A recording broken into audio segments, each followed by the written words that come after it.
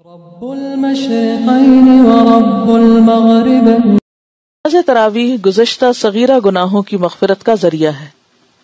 حضرت ابو ہریرہ رضی اللہ عنہ سے روایت ہے کہ رسول اللہ صلی اللہ علیہ وسلم نے فرمایا، جس نے ایمان کے ساتھ اور ثواب کی نیت سے رمضان میں قیام کیا اس کے گزشتہ سارے گناہ معاف کر دیے جائیں گے۔ اسے بخاری نے روایت کیا ہے۔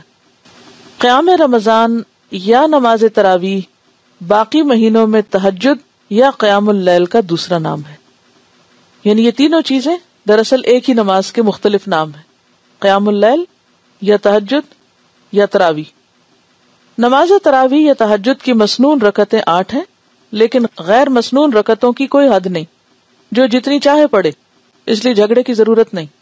عن ابی سلمۃ ابن عبد الرحمن رضی اللہ عنہ انہ سأل عائشہ رضی اللہ عنہا کیف کانت صلاۃ رسول اللہ صلی اللہ علیہ وسلم فی رمضان فقالت ما کان یزید فی رمضان ولا فی غیرہ علی 11 رکعۃ یصلی 4 فلا تسأل عن حسنہن وطولہن ثم یصلی 4 فلا تسأل عن حسنہن وطولہن ثم یصلی 3 متفق علیہ۔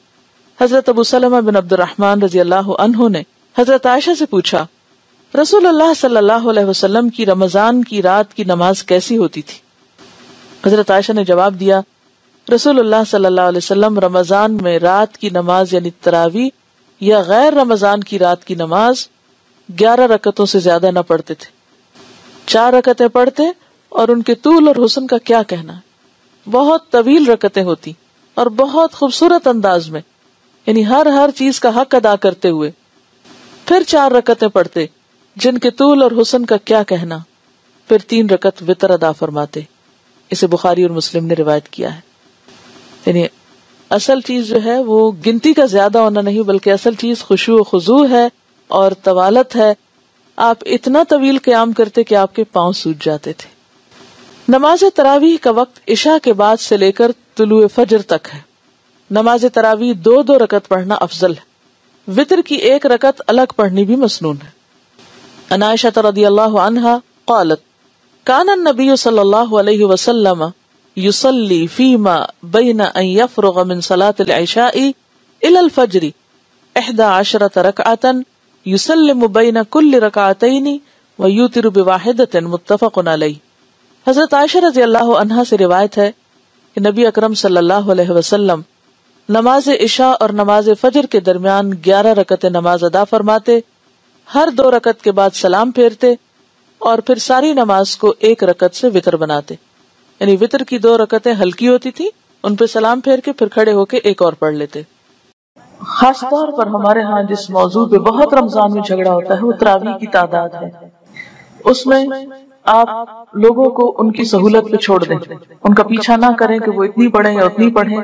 یہ ایسی چیزیں نہیں ہیں کہ جس پر ہم آپس میں دل برے کریں اور مسلمانوں کی اجتماعیت میں خلل آئے اور ایک دوسرے پر حرف اٹھائیں، کیونکہ یہ تقویٰ کے خلاف ہے۔ بنیادی طور پر جو نبی صلی اللہ علیہ وسلم کی سنت سے جو چیز ثابت ہے کہ رمضان اور غیر رمضان میں آپ جو تھے وہ 8 رکعت پڑھتے تھے، لیکن زیادہ نفلوں کے اوپر کوئی قید نہیں۔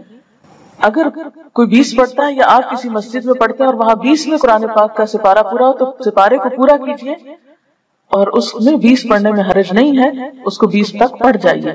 یعنی یہ ایسی چیزوں میں سے نہیں ہے کہ جو حرام حلال کے دائرے میں آتی ہیں یا نعوذ باللہ کسی بدعت اور اس میں آتی ہیں۔ اس میں بنیادی طور پر بات یہ ہے، صرف اتنا سا فرق ہے کہ بعض لوگوں کے نزدیک نبی صلی اللہ علیہ وسلم کی سنت 8 ہی تھی، اور اگر کوئی زیادہ پڑھنا چاہے تو اس پر کوئی اعتراض نہیں۔ تو اس میں یہ ہے کہ اگر آپ کسی ایسی مسجد میں ہیں کہ جہاں پر 8 پڑھ رہے ہیں اور سپارہ وہاں مکمل ہو گیا ہے، تو اس میں آپ یہ نہ سمجھے کہ ہم گناہگار ہو رہے ہیں۔ ان میں کیا ہوتا ہے کہ قیام لمبا ہو جاتا ہے۔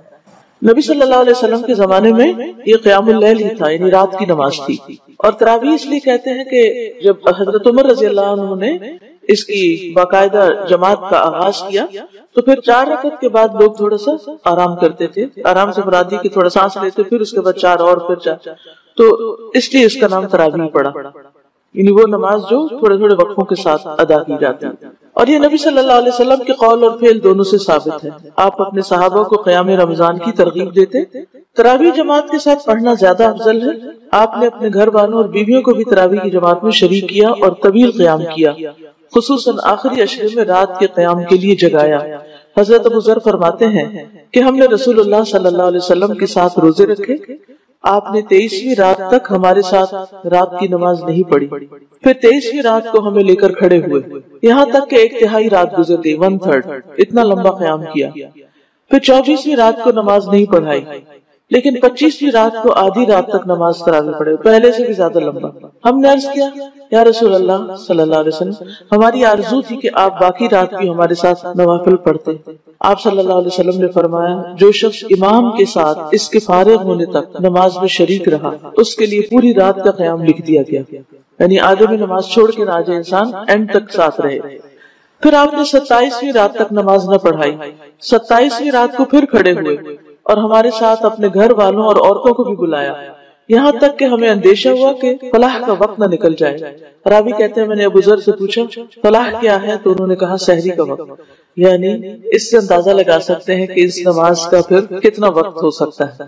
یعنی آپ نے 1/3 رات بھی قیام کیا، آدھی رات بھی کیا، اور تقریباً سحری کا وقت ختم ہونے تک بھی کیا.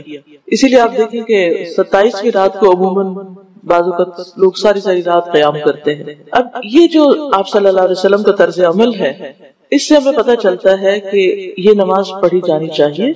یہ نماز جماعت سے کرنے میں بھی کوئی حرج نہیں، اور اس نماز میں عورتوں کی شرکت پر بھی کوئی پابندی نہیں، وہ بھی شریک ہو سکتے ہیں. آپ صلی اللہ علیہ وسلم نے ہر روز کیوں نہیں پڑھائی؟ اس ڈر سے کہ کہیں امت پر فرض نہ ہو جائے.